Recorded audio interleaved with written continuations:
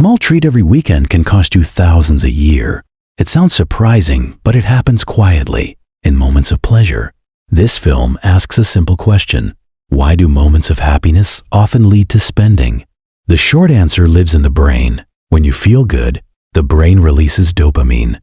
Dopamine is a chemical tied to reward. It spikes not only for big wins, but for small pleasures. A coffee, a new song, a small gift. Each tiny reward creates a short-term payoff, and the brain prefers immediate payoff over distant benefits. That preference nudges people toward purchases that feel good now, even when they plan to save. People also carry mental accounts. We don't treat every dollar the same. Money from a bonus, a gift, or a refund often feels different from regular income, and that makes free or unexpected money more likely to be spent on enjoyment. Add social cues, friends who celebrate, an app that shows sales, a loud notification, and the pull gets stronger. To see how this plays out, follow Alex. It's Saturday. The plan is simple. Relax, meet a friend, enjoy the day. First stop, coffee, a warm cup, a friendly barista, a little human ritual. The pleasure is immediate. The cost feels small. The piggy bank is distant. That gap, present pleasure versus future value, is where impulse grows.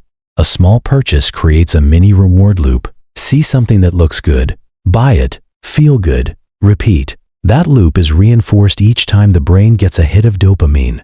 Over time, treats stop feeling as special. That is hedonic adaptation. The same pleasure gives less and less joy, so we chase another small boost. The pattern is familiar. A coffee becomes a pastry, then a snack, then an impulse buy online. Stores and apps are designed to help that loop.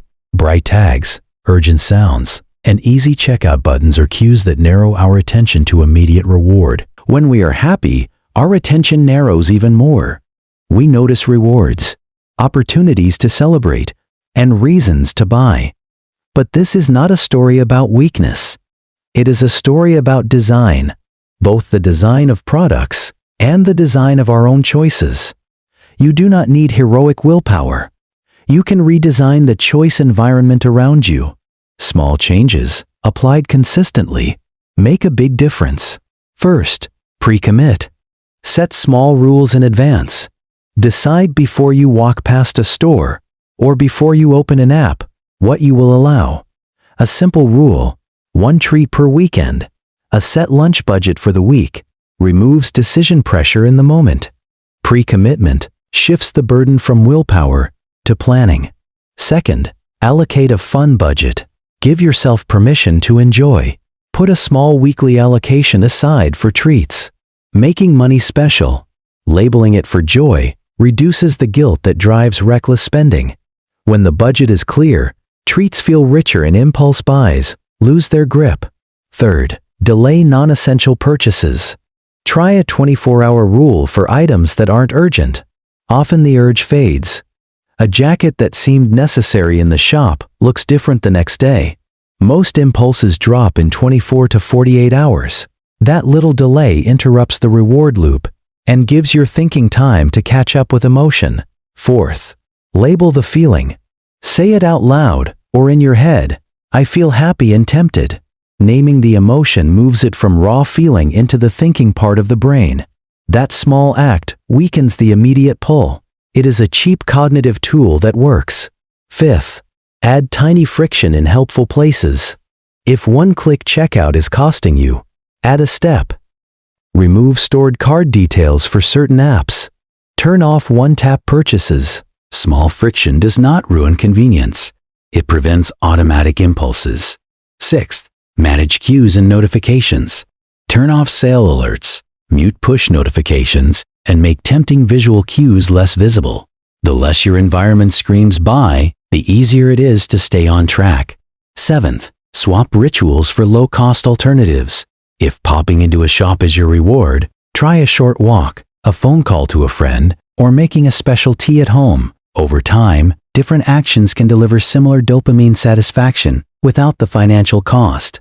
Eighth, use social contracts. Make pacts with friends. Agree on budget limits for outings or decide to alternate who chooses the venue. Public commitments. Telling someone your plan, make it more likely you will follow through. Ninth, track and celebrate small wins. Use a simple app or a paper checklist. Mark the days you avoid unnecessary spending. Seeing progress reinforces habit formation. Tiny wins build confidence faster than expecting a single big burst of willpower. You can be both joyful and financially responsible. The goal is not to remove pleasure. It is to preserve it in a way that aligns with longer-term goals. Planned treats often feel richer than spontaneous buys. Memory making, photographs, time with friends, low-cost rituals gives more lasting happiness than accumulating small items that quickly fade in value.